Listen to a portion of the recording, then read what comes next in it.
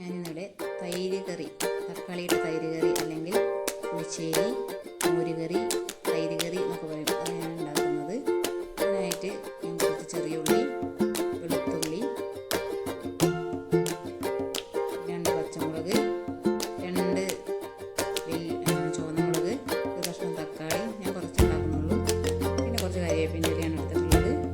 അതൊക്കെ അരിഞ്ഞ് വെച്ചിട്ടുണ്ട്. ഒരു മൺചട്ടി ചൂടായതിനു ശേഷം ഞാൻ അതിലേക്ക് എണ്ണ ഒഴിച്ചു കൊടുത്തു. എണ്ണ ചൂടായി വന്നപ്പോൾ ഞാൻ അതിലേക്ക് ഒരു 1/2 ടീസ്പൂൺ കടുക് ഇട്ട് കൊടുക്കുന്നുണ്ട്.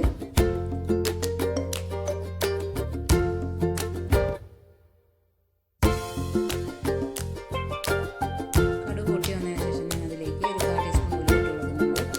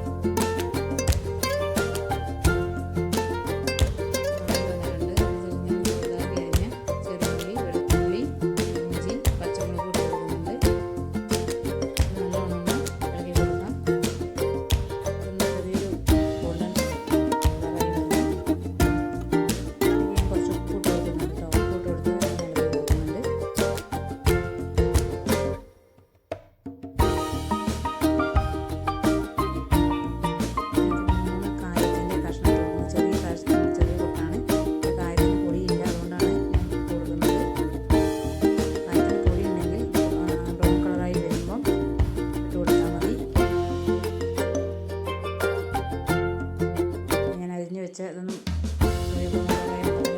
തക്കാളി ഇട്ട് കൊടുത്തിട്ടുണ്ട്. തക്കാളി ഒന്ന് ആയി വരണം.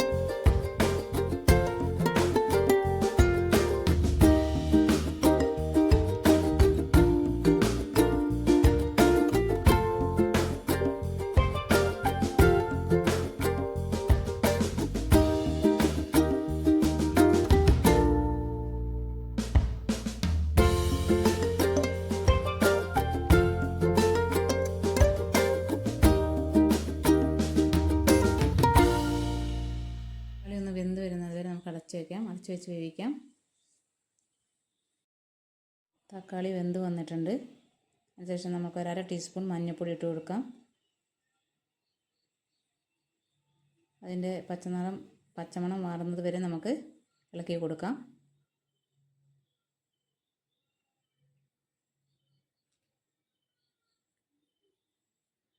ഇനി നമുക്കതിലേക്ക് കട്ട കളഞ്ഞ തൈര് ഒഴിച്ചു കൊടുക്കുന്നുണ്ട്. ഇത് ചെറിയ പുളിയുള്ള തൈരാണ്, വലിയ പുളി ആവരുത്. വലിയ പുളിയായ ഒരു ടേസ്റ്റ് ഉണ്ടാവില്ല.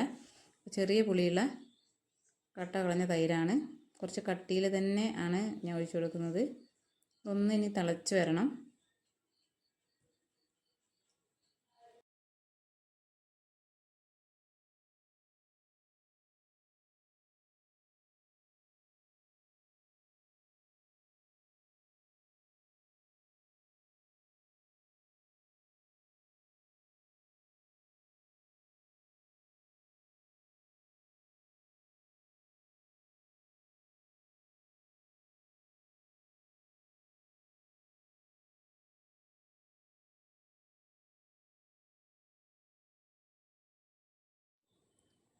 അപ്പോൾ ഞങ്ങൾ ഇത് തിള വരുന്നുണ്ട്. ഈ സമയത്ത് നമുക്കതിൽ ഉപ്പും എരിവൊക്കെ പാകമാണോ നോക്കാം. അതിൽ കുറച്ച് കുരുമുളക് പൊടി ഇടാൻ വേണ്ടിയിട്ട് കുറച്ച് എരിവ് കുറച്ചാണ് ഇട്ടുള്ളത്. കണ്ടോ, തിള വന്നിട്ടുണ്ട്. നല്ലോണം ഇളക്കി കൊടുക്കാം.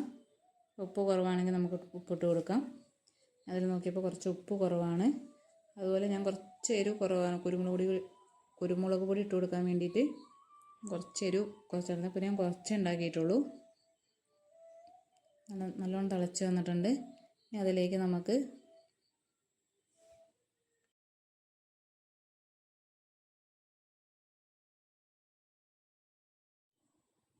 ഒരു 1/4 ടീസ്പൂൺ, 1/2 ടീസ്പൂണുള്ളുണ്ട് കുരുമുളക് പൊടി ഇട്ട് കൊടുക്കുന്നുണ്ട്.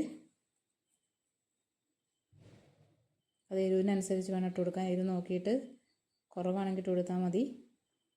പിന്നെ നോക്കിയപ്പോൾ ഉപ്പ് കുറവായിരുന്നു, അപ്പോൾ കുറച്ച് ഉപ്പ് ഇട്ട് കൊടുത്തിട്ടുണ്ട്. നമുക്കൊന്ന് നല്ലോണം ഇളക്കി കൊടുക്കാം. നമുക്ക് തീ ഒന്ന് ഓഫാക്കാം കേട്ടോ. നമ്മുടെ ടേസ്റ്റിയായ മോരുകറി റെഡി ആയിട്ടുണ്ട്. മോരുകറി അല്ലെങ്കിൽ തൈര് കറി, തക്കാളി ഇട്ട തൈര് കറി, പുളിശ്ശേരി, നല്ല ടേസ്റ്റിയാണ്. അപ്പോൾ എല്ലാവരും ഉണ്ടാക്കി നോക്കണം.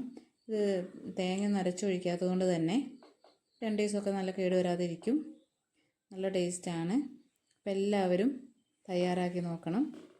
ഇത് നല്ല ചിക്കൻ ഫ്രൈൻ്റെ കൂടെയൊക്കെ ഒഴിച്ചു കൂട്ടാൻ നല്ല ടേസ്റ്റാണ്. എല്ലാവരും തയ്യാറാക്കി നോക്കണം. Thank you.